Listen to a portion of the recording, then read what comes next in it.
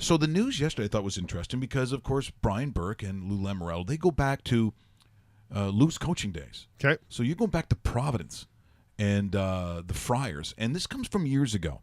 But when you want to talk about toughness and examples, there's a reason sometimes, when you talk about the coaches, like the coaching tree, where you get your influences from, well, there's no question why Brian Burke sometimes would be seen as a bit of a hard ass, because he probably got it from the original hard ass, which was Lou.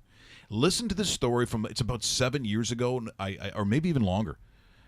This is Brian Burke talking about his experience as a kid being coached by Lou Lamoriello and being disciplined.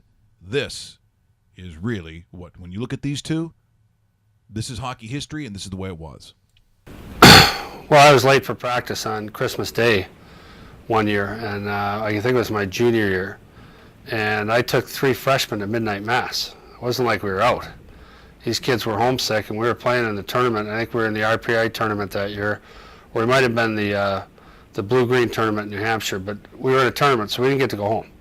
So everyone else in the world had Christmas Day off. We skated. And I think we left for the tournament on the 27th. Well, I took these freshmen to midnight mass. I come back, I oversleep. And I never oversleep. I'm an early riser, but that day I did, late for practice.